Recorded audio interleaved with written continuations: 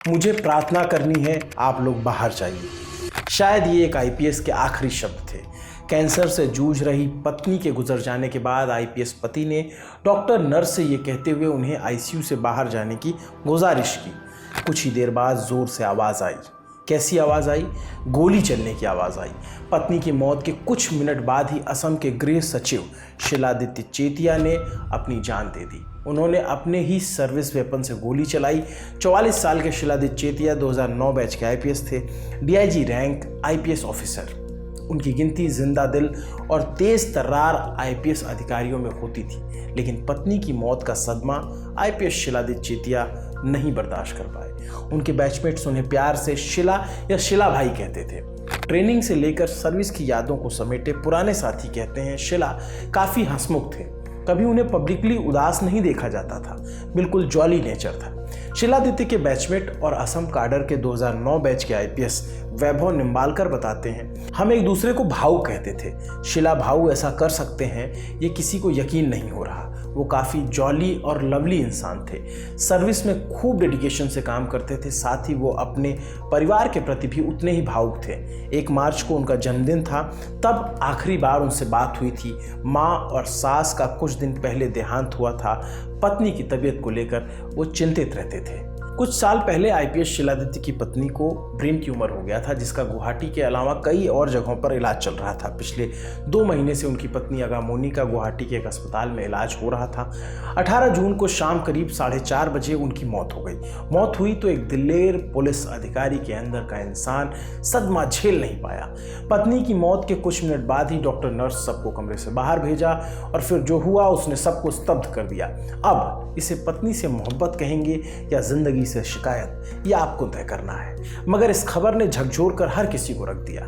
सुनिए अस्पताल के डॉक्टरों ने क्या बताया। पिछले 3 दिन से हम उन्हें बता रहे थे कि उनकी पत्नी की हालत बिगड़ रही है। शाम 4:30 बजे डॉक्टर ने बताया कि उनकी मृत्यु हो गई है। डॉक्टर और नर्स उनके साथ कमरे में ही थे। उन्होंने उनसे बाहर जाने को कहा।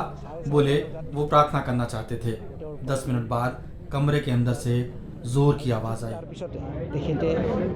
जिस आईपीएस को बहादुरी के लिए जाना जाता था, उल्फा आतंक विरोधी अभियानों के लिए जाना जाता था कि कई बार उसको उन्होंने लीड किया, क्राइम के मामलों को अच्छे से डील किया, गृह मंत्रालय आए तो कमाल का काम किया, जिसे 2015 में 15 अगस्त के दिन राष्ट्रपति से वीरता पुरस्कार मिला, गैलेंट्री मेडल जिसे कहते हैं।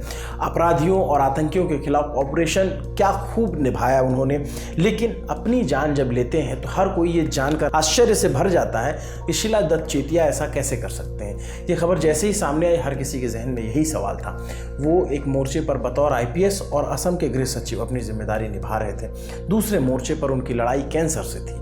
जो हुआ उनकी पत्नी को था, लेकिन मरीज अकेले उससे नहीं लड़ता, उसका परिवार लड़ता है, उसके चाहने वाले लड़ते हैं, उससे लड़ते हैं। कैंसर का रोग मरीज के शरीर और दिमाग पर तो असर करता ही है, परिवार वाले भी उस त्रासदी का हिस्सा बनते हैं, ट्रॉमा झेलते हैं। शब्दों में उस दर्द को बयां कर पाना मुश्किल है। जिस पर गुजरती है वो ही जानता है। शिलादित्य ने हाल ही में अपनी माँ और सास को खोया था।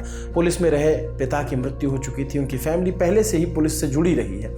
अब कैंसर से जूझ रही पत्नी अगामोनी की भी मौत हुई तो वो इस सदमे को झेल नहीं पाए। आईपीएस शिलादित्य की पत्नी ने तेजपुर यूनिवर्सिटी से इंग्लिश और विदेशी भाषाओं की पढ़ाई की थी और वो टॉपर भी रही। वहीं असम काडर के आईपीएस शिलादित्य चेतिया का करियर भी शानदार रहा। वो पहले गोलाघाट, तिनसुकिया और सोनितपुर जिले में एसपी रहे, जिन्होंने 4th असम पुलिस बटालियन के कमांडेंट के तौर पर भी काम किया और फिलहाल असम के गृह सचिव थे।